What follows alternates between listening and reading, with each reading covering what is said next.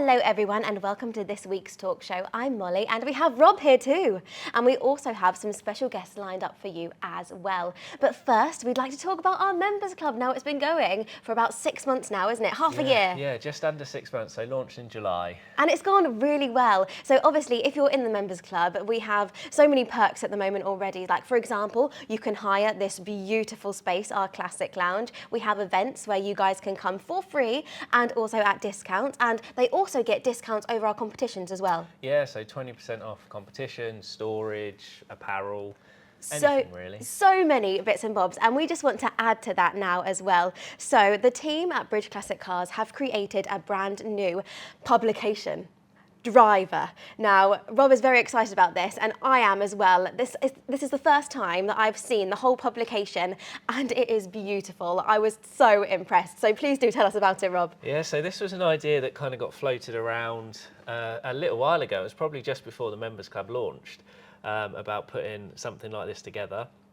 So me and Nick have kind of worked really hard over the last couple of months to get this together.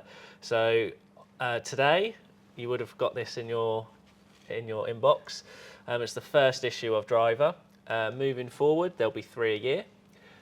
So the first one is free, so everyone gets access to this. You can read the entire thing. And then after that, it's £10 a year. So you get 3 magazines for £10, which is pretty good. So that's a subscription. So if you are not a member, you can pay £10 a year and get the 3 different publications throughout the year. But if you are a member, you are going to get this publication completely for free. Yes, that'll be included in the membership. So yeah, it's been a really busy couple of months. But I can show you through some of the pages. So we'll flick through some of the beginners. I also made myself editor-in-chief. Well, you know, it means nothing. Title well deserved. It means nothing. So there's a little bit of spiel from me at the start of the magazine. And then we've got some really great imagery as well. So Nick, as I'm sure you all know by now, takes some cracking photos. Yes, he's behind the camera right now. Yeah, so there's lots of those. He takes beautiful photos. They are just stunning.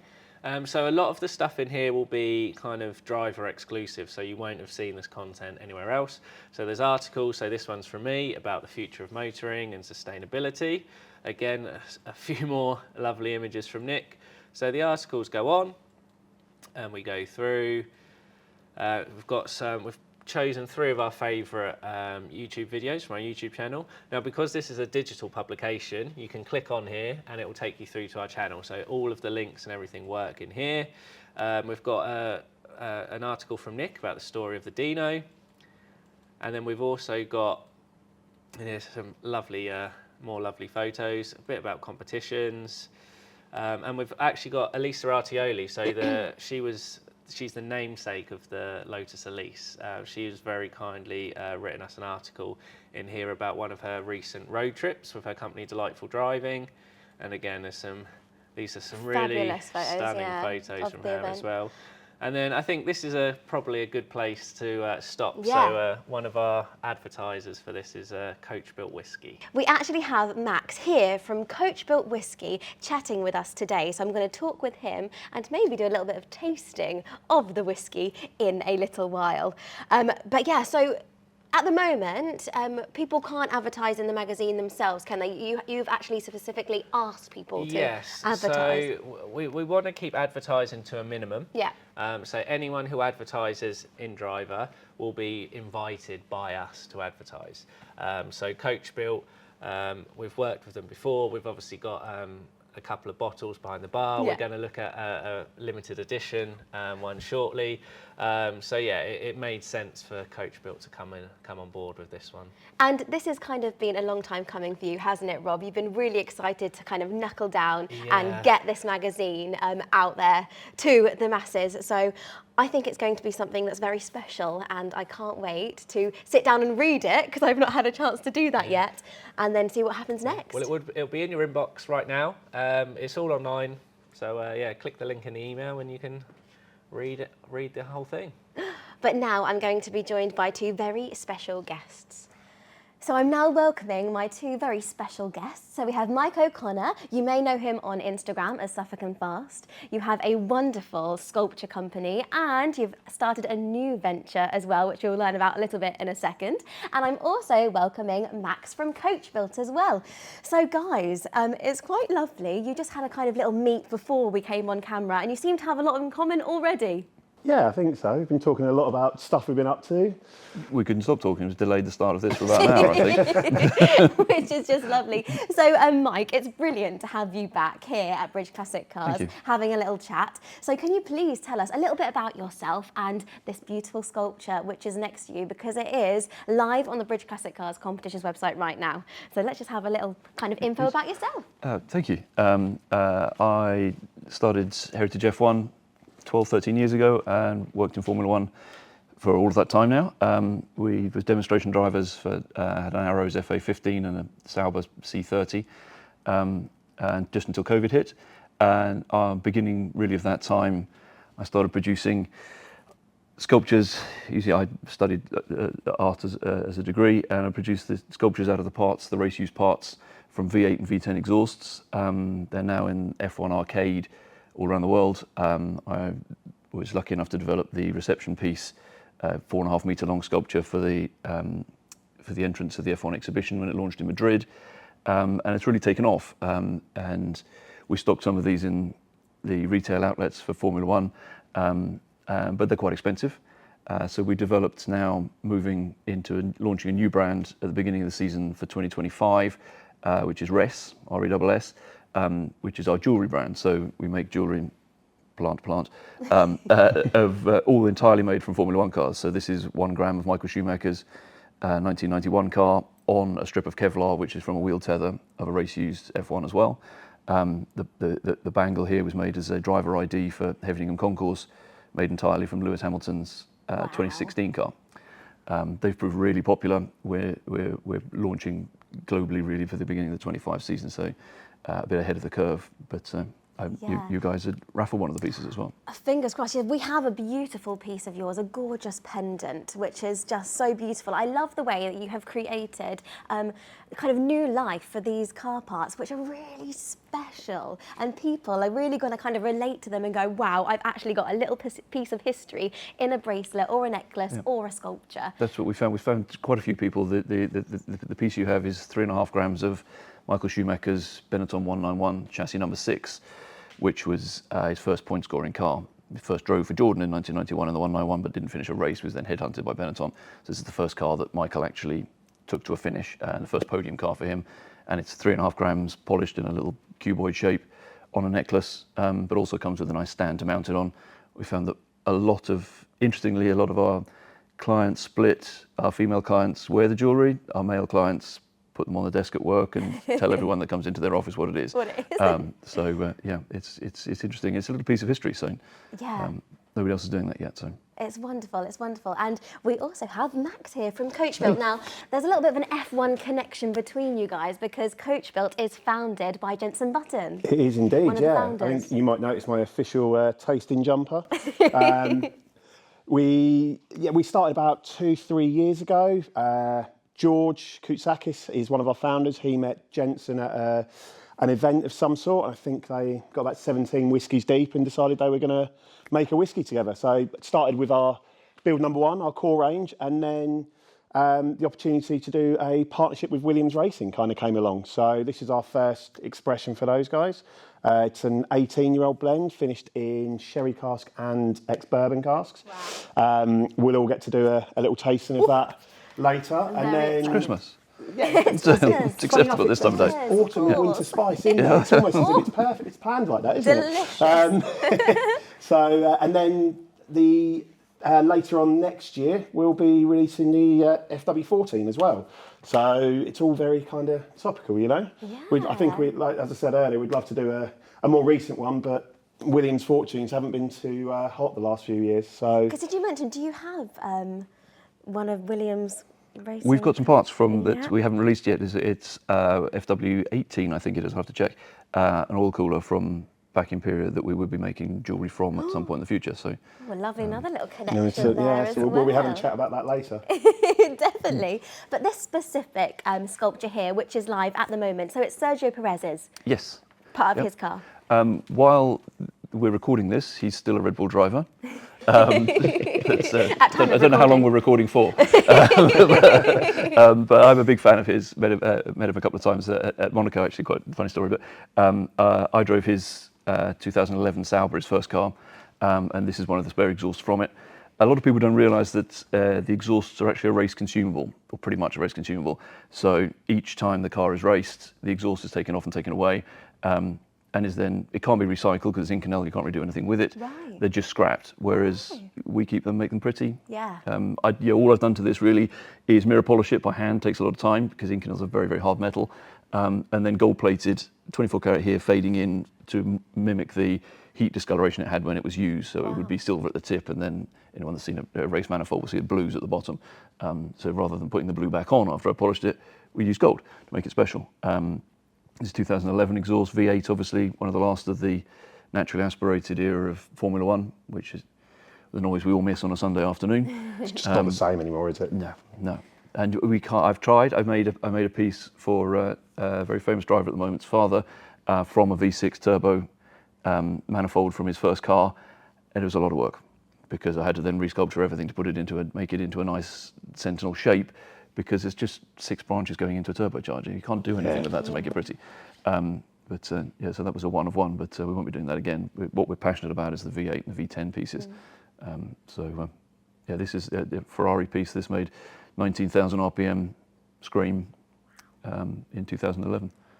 It's beautiful. From every angle as well, you kind of get a different sculpture, which is really, really interesting. So it's a piece of machinery, but it's a beautiful work of art. You have really made it into something very special. You could slip into the artistic spiel about it, but it is designed specifically to look like a musical instrument, because it's the noise that we celebrated. It's like not a highly polished trumpet, but it could be seen as a musical instrument. Definitely, I love that.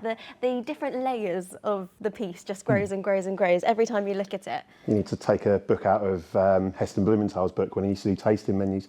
Give them an iPod with the noise already downloaded on it, and so some smoke coming out. Look at it and listen. You could put a little the URLs on it, so you can get the Just a QR code. That's it. URL to Spotify. Straight. And then if you license the track, you'll earn money out of it. Money, that would be nice. But yeah, no, it's brilliant. And thank you both for coming and chatting. And now I think we actually might go and get to try some whiskey. So which one are we going to try, Max? I think we're going to focus on the Williams because that's just been released. And from what I understand, you guys are doing it as a competition. I believe we may be at some point. So that might be why we're tasting it. Yes, why we're tasting it. And also as well, if you're not a member of Bridge Classic Cars, we have this beautiful space that we are filming in right now, which is especially made for our events, our members, and to house our wonderful competition cars. And we also have a bar which is fully stocked, and it is stocked with Coachbuilt. So this is something that you guys could try if you come down for one of our events. So shall we go and try it? Let's go and taste it. Lovely. We have made our way to the bar here in the Classic Lounge, where we are now going to get to have the pleasure of tasting some of the Coachbuilt whiskey. Now, the rest of the team did not want to miss out on this, so Craig and Rob are actually sitting in the sunroom. They couldn't resist it. Waiting for our drinks. Waiting for their drinks to be delivered. So, okay, Max, please tell us what we're going to taste first. Tell us a little bit about it as well. So we're going to do both the whiskies we have at the moment. We're going to do the Coachbuilt Build number 1, and then we're going to do the Williams 18. So we'll start with our Build number 1 while I tell you a little bit about Coachbuilt. So this was founded a few years ago by George Koutsakis, who is a Greek-Scottish guy, grew up between the two, moved to Japan where he worked in whiskey and got a real love for Japanese whiskey, moved to Taiwan where he became a whiskey auctioneer, moved to Mexico where he started writing for Forbes magazine about whiskey and spirits in general. He's got quite a popular Instagram channel, and annoyingly he's a really good looking guy, so you know he's kind of got a bit of everything. So a couple of years ago he was at an event, like an alcohol event, and Jenson Button happened to be there. They got introduced, started chatting, drank 17 odd whiskies each, decided they were going to make a whiskey. Now, Jenson's always been a whiskey fan, but obviously mixing driving and drinking is not that easy, so it was never really publicised, but he does love his whiskies, and that's why he got so excited about talking to George.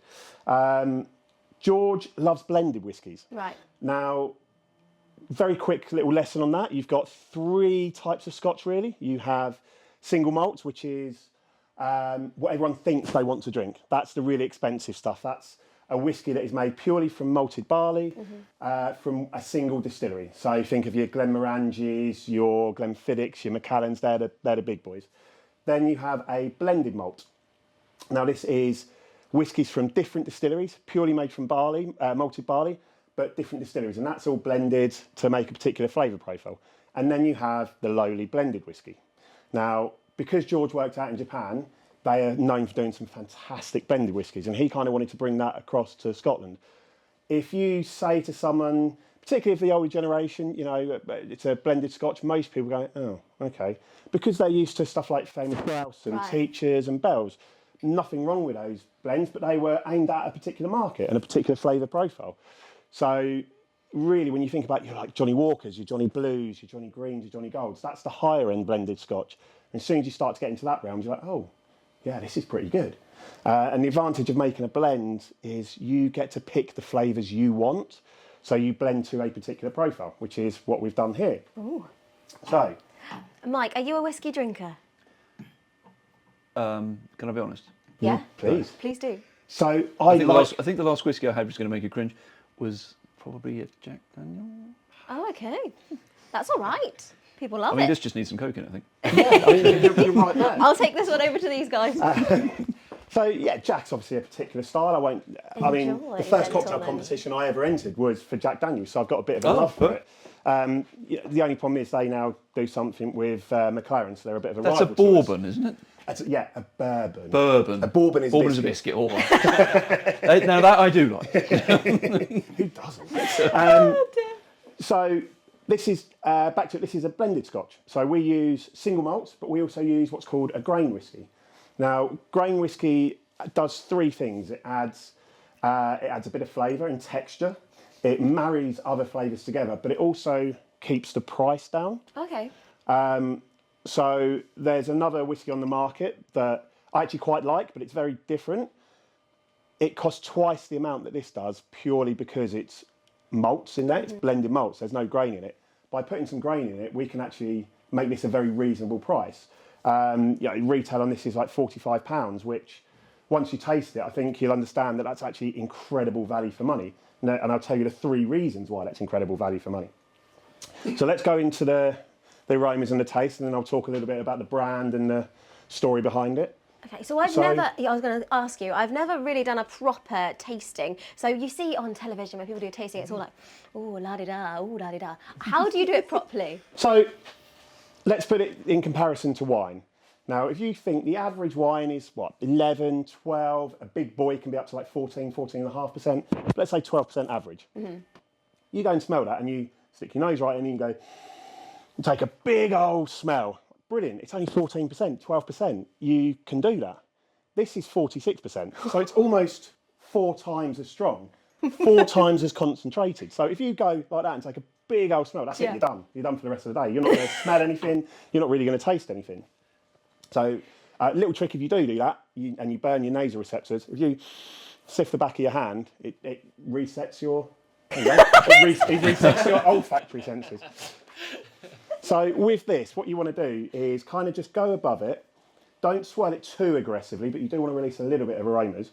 And then I was always taught this way, that if you half breathe through your mouth and half breathe in through your nose, it kind of just becomes a lot more approachable.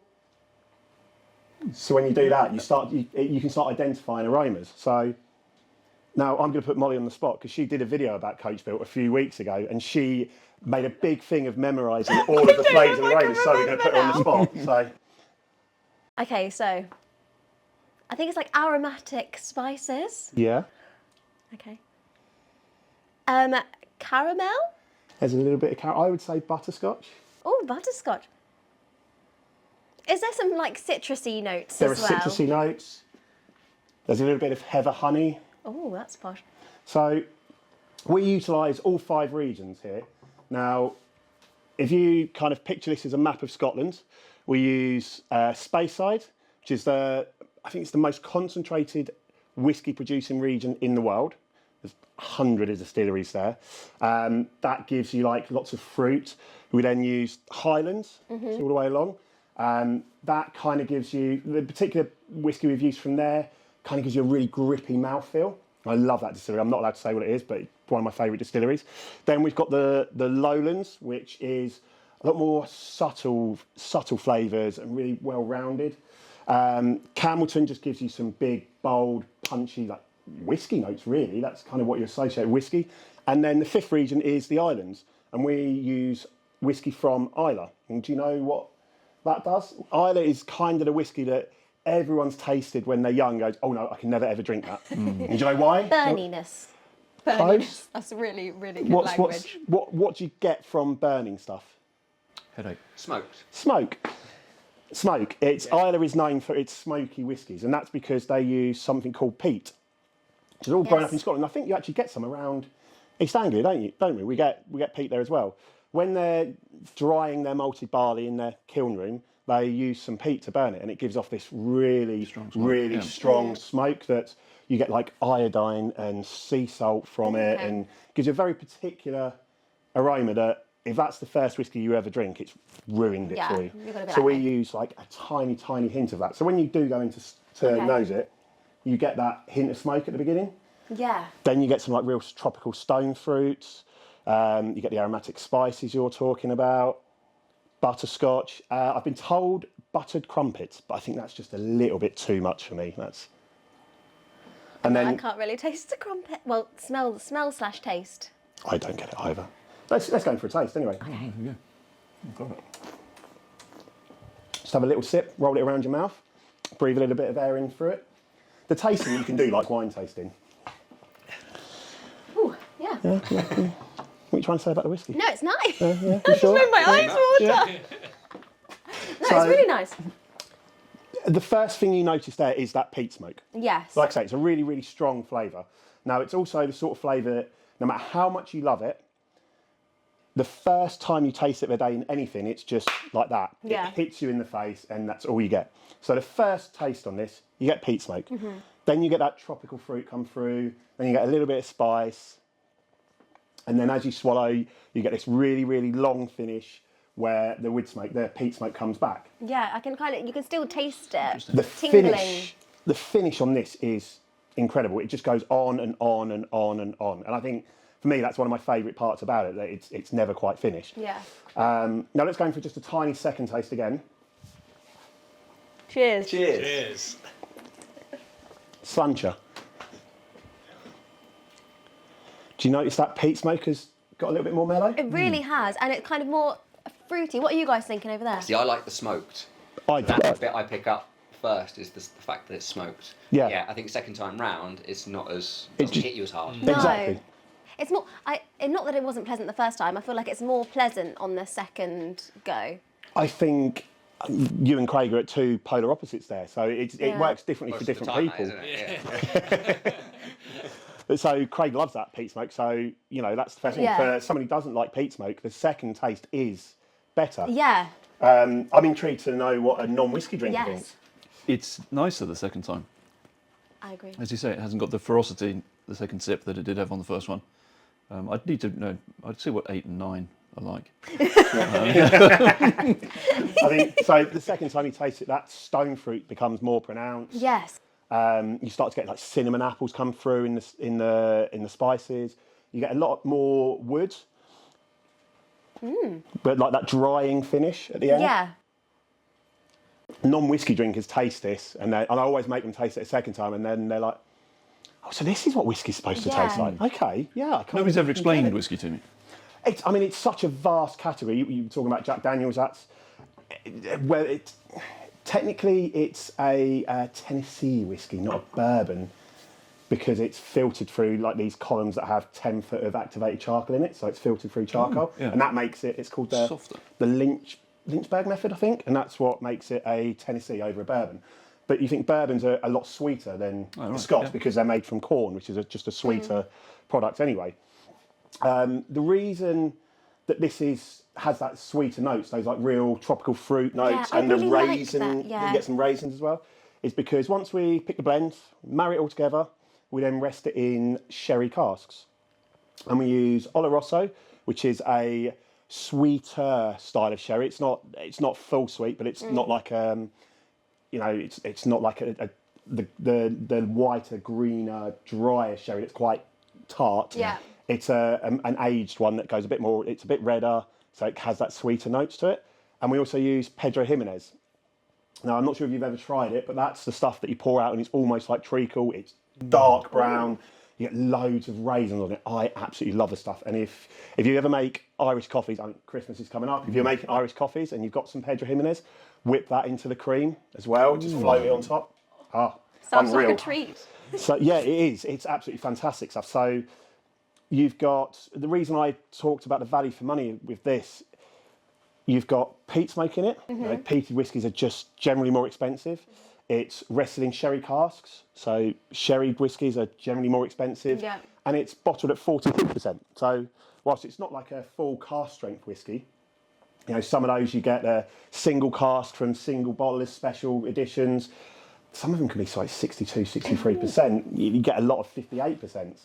And they love doing that because then you can pick the strength you want to drink it at, which I think is a lovely way of doing it. Yeah. But we've kind of, because we want to be the blended whiskey of everyone's, even the Scotch whiskey of everyone's choice, whether you want to drink it neat on its own or put it in cocktails. Yeah. We've done it at 46%, so it's really approachable.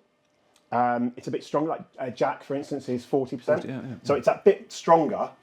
You know, it's like, what's that, 12, 13% stronger, but it carries those flavours better. And when you roll it around your mouth, you get that mouthfeel. It coats your mouth that bit better than if it's at 40%. I think it's a really wonderful whiskey in the fact that if you're not a whiskey drinker, like I like whiskey but I don't drink it very much, you can enjoy it. But also if you are a whiskey drinker, it has so many different levels and elements to it that you can really appreciate the taste, and at, as you say, a cheaper price bracket, it's fabulous. I would not necessarily cheaper. It's still £45 to go and buy. You know, you can go and get a bottle of Monkey Shoulder for £30. But you're getting this is a high step quality. up, much higher quality for that sort of a very reasonable price.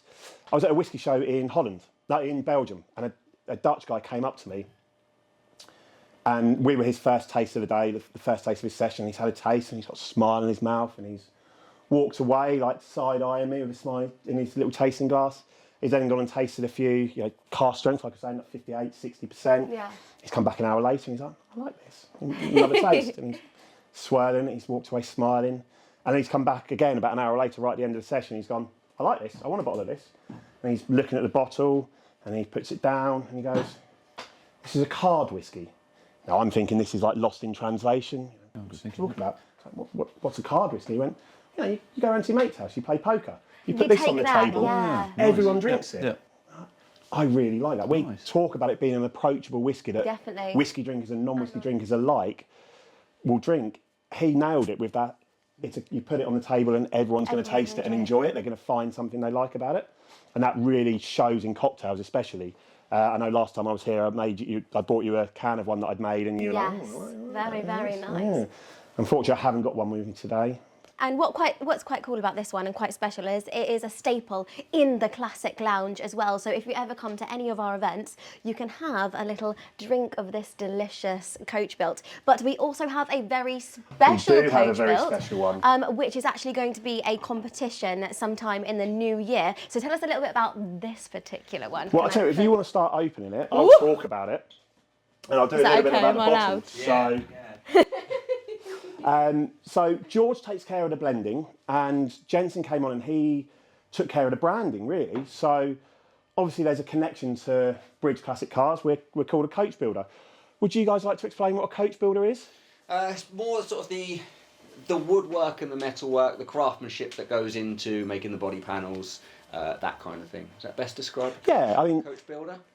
car makers, but doing, like you say, the more intricate. Or with the woodwork, you tend to know someone who builds a wooden car or a wooden frame on a car is the coach builder, but that does tie in with the metalwork as well. And this goes the whole way through the bottle. So our logo is a knock-on wheel it's the wheel nut from a vintage race car. Yep. I think we talked about that in the little very TikTok cool. video we did. And to what Craig was saying, the grooves on the bottle, that's the framework, like the space framework where the panels were attached. So throughout the bottle, we've got coach building and a link to motorsport that goes the whole way through. I think that's why Craig's such a fan of us. So now we move on to our limited edition. Williams were Jenson's first drive. He drove for them in the 2000 season. It was his first drive in Formula One. So I'm not going to say they're his favourite pool, but he's got a real affinity for him. You know, they made him in Formula One. So we've managed to get to do a partnership with them. And you were talking about some Williams stuff earlier, so watch this space. But we created this as a homage to Damon Hill's title-winning car. So this is the FW18. It was the last title-winning car of Williams, and that's why I'm wearing my official tasting jumper, as you may notice. Tasting merch. Yeah, tasting merch. Here we go. Available from Abercrombie and Fitch. Unfortunately, they wouldn't let me model it. I don't have the right body shape for them, apparently.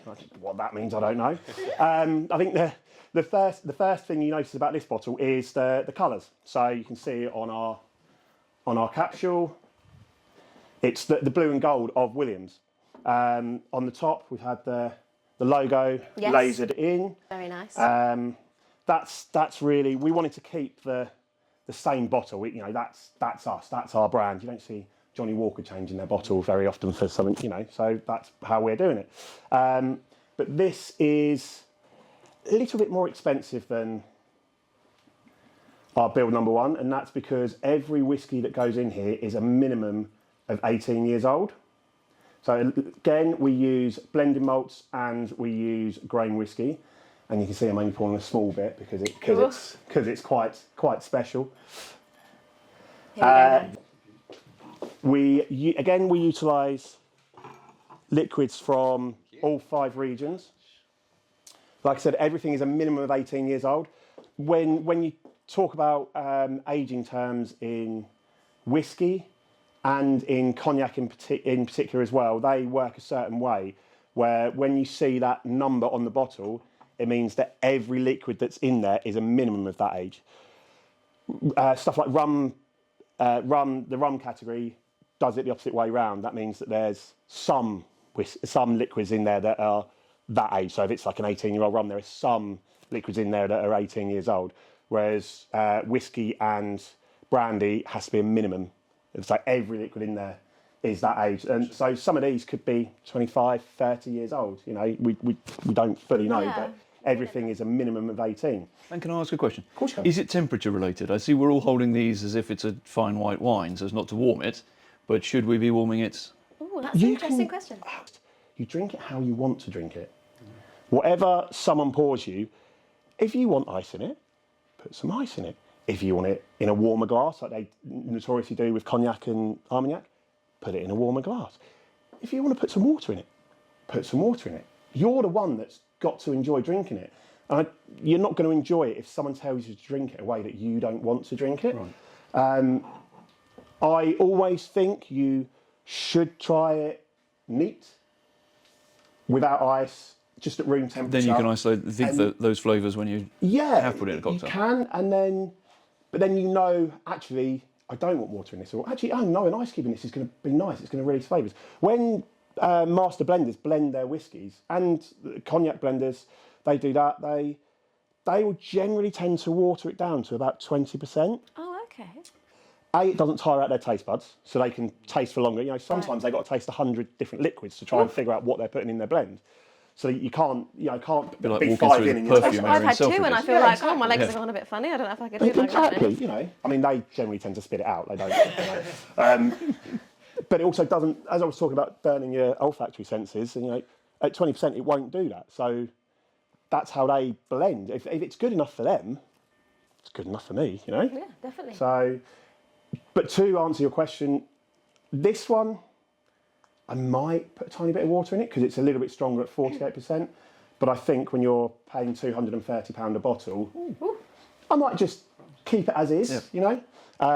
The build number one, we've made some amazing cocktails with. You were flicking through the book earlier. Even just with soda water as a highball, it's just phenomenal. I mean, this is going to taste great with whatever you do because it's just such a good liquid. But I would tend to keep it as is.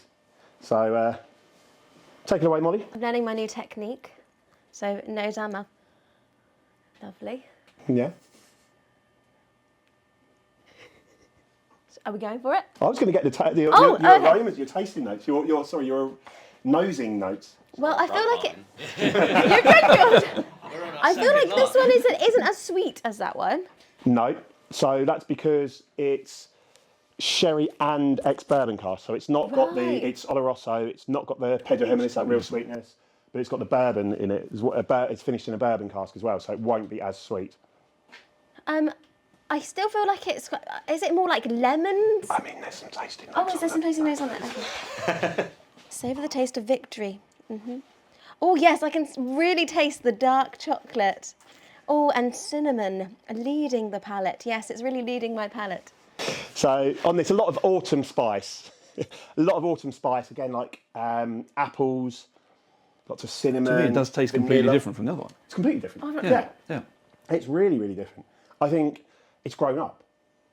When you talk about the build number one, obviously we've blended to a palate. You notice that sweetness in there. That's to make it that bit more approachable and light.